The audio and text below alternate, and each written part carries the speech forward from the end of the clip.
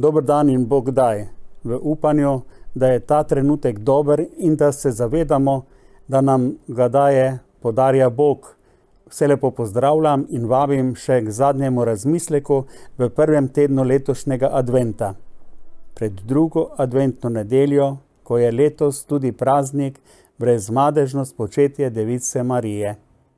Prepričan sem, da smo v tem prvem adventnem tednu marsikaj doživeli in tudi sredi življenjskih skrbi si vzeli vsaj kakšen trenutek, da smo ga preživeli z Gospodom, družinskimi člani, sosedi ali sorodniki.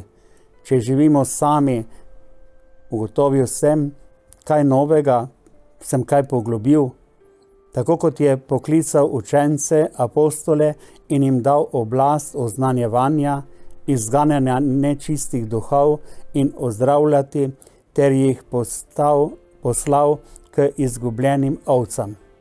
Tako Jezus v tem času kliče, daje oblast in pošilja mene, tebe, brat, sestra. To je pot, ki jo moramo prehoditi in jo mora prehoditi vsak, ki se ima za njegovega učenca. In da se vse to zgodi, oznanjevanje, ozdravljanje, očiščevanje, osvoboditev hudih duhov, ter vse ostalo, kar je potrebno za dobrega Jezusovega učenca, da za vse to mora Jezusov učenec poznati glas, ki ga kliče, a ne le prepoznati, temveč tudi priti do odrešenika. Saj moč delovanja cerkve in preko nje delovanje Jezusovih učencev je v poklicanosti in v poslanstvu, ki ga sam Gospod daje. Zato vse, kar dela cerkev, vse, kar delajo Jezusovi učenci, delajo v Jezusovem imenu. Poklicani smo kot cerkev, da nadaljujemo zaupano nam poslanstvo, službe in to prav tisto, kar je Jezus sam delal. Hodil je iz kraja v kraj, oznanjal, bolnike ozdravljal, osvobajal hudih duhov, hude duhove izganjal, mrtve obujal. Vse te darove smo brezplačno sprejeli in prejeli, zato jih moramo tudi brezplačno razdajati. Ja, milost je brezplačna, ljubezen nima cene. Vem, da je težko razumeti, da smo v Jezusovih očeh sposobni in vredni poklicanosti, darov in poslanstva. Velika resnica je, da Bog želi človeka kot svojega sodelavca v partnerskem odnosu, ko gre za rešitev človeka in sveta. Že več kot 2000 let Jezusovi učenci v svojih globinah živimo to poklicanost v podarjenih darovih in poslanstvu. Tudi v času adventa smo poklicani od Jezusa, da prejmemo sadove poslanstva, cerkve, da se poglobimo v obnovo življenja, da se hranimo z darovi, ki nam jih prinaša čas priprave na Božič.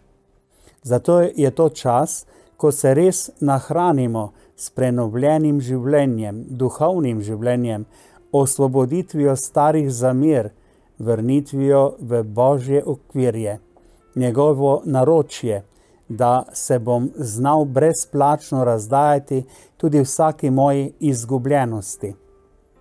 V tej letošnji adventni poklicanosti želim, da bi Jezusa prepoznal v Božji besedi, ki govori in nas nagovarja.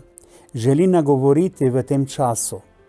Prepoznajmo ga v Jezusovi resnici, ki se oznanja v njegovih poteh, ki jih je prehodil in jih želi hoditi z nami.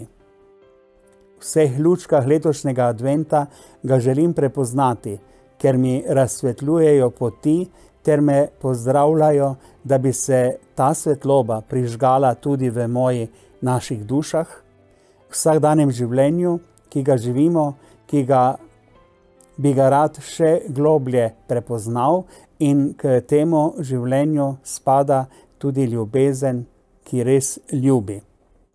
Prepoznajmo odrešenika tudi v veselju, da bomo znali to življenje deliti in ga živeti. Zato zaključujem naše druženje z razmišljanjem Suzane Urtal, ki razmišlja o otroku takole. Kdor ne sprejme Božjega kraljestva kakor otrok, ne pride van.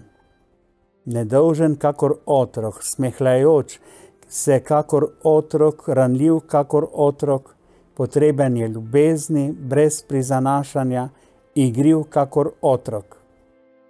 Zaupljiv kakor otrok, neobremenjen s predsodki in krivdo kakor otrok. Poln radovednosti, veselja do življenja, upanja in zvestobe kakor otrok. Odprt za vse kakor otrok. Kakor otrok slediti glasu srca in priti k njemu, da položi na nas svoje roke za blagoslov. Želim vam blagoslovljen adventni čas in bogato duhovno druženje ob tej uri v naslednjih tednih do Božiča ter hvala za druženje. Zato, otrok, dete v jasli položeno, naj vas in nas vse spremlja.